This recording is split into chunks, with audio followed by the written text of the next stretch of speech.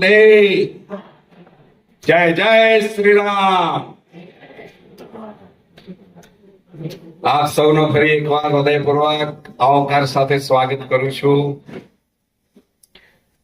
વાગડ વિકાસ સંઘ દ્વારા વાગડ પ્રદેશની અંદર ગૌવંશના જતન, સંવર્ધન અને સંરક્ષણ માટે એક દિવ્ય જ્યોતને પ્રગટાવવા અમે પ્રયાસ કરી રહ્યા છીએ। ત્યારે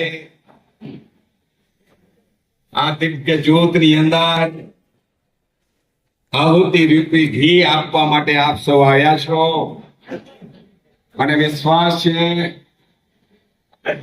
કે અમે જે સંકલ્પ લીધો છે, 1 લાખ જેટલા ગૌવંશને મુંદ્રા પાંજરાપોળ એમ ગૌશાળા ટ્રસ્ટની એ વિરાટ ભૂમિમાં 800 એકરમાં પથરાયેલી વિરાટ ભૂમિમાં જે ગૌધામ બનાવવા જઈ રહ્યા છીએ, ગૌ સેવાનો જે સંકલ્પ સાકાર કરવા જઈ રહ્યા છીએ, ત્યારે મારે અહીં બેઠેલી તમામ મારી માતાઓ અને બહેનો અને દીકરીઓને વિનંતી કરવી છે, તમારા દીકરા પર, તમારા ભાઈ પર એક વહાલ ભર્યું આશીર્વાદનો વરદ હસ્ત ધરી દેજો।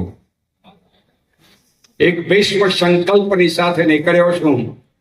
1 લાખ જેટલા ગૌવંશને પાલન કરવા માટે નીકળ્યો છું। આજે બપોરના એક વ્યક્તિએ મને કહ્યું કે લક્ષ્મીચંદભાઈ, તમારા જીવનમાં આ સંકલ્પ સિદ્ધ નહીં કરી શકો તો શું કરશો? તો મેં કીધું, ભૂત બનીને પણ આ સંકલ્પને સિદ્ધ કરીશ। આ તૈયારી સાથે નીકળ્યો।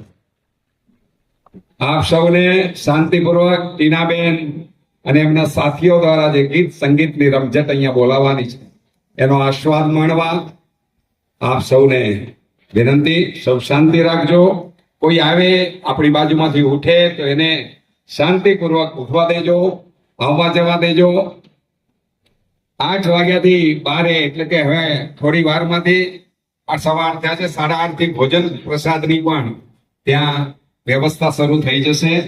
એટલે કોઈને ભોજન પ્રસાદ લેવા માટે ત્યાં જવું હોય તો એ પ્રસાદ લઈને પાછા અહીં આવી જજો। કોઈકને અનુકૂળતા ન હોય અને ભોજન પ્રસાદ લીધા પછી જવું હોય તો પણ અમારી ના નથી, જઈ શકો છો। એમાં કોઈ સંકોચ રાખતા નહીં। આ ડાયરો રાતના 12 વાગ્યા સુધી ચાલવાનો છે। અમે આજે અહીં એક એવો ઇતિહાસ આલેખવા જઈ રહ્યા છીએ। થોડો સમય જવા દો। આ હોલની અંદર આપને જગ્યા નહીં મળે। આભાર, ધન્યવાદ। દાડો મોજ કરે।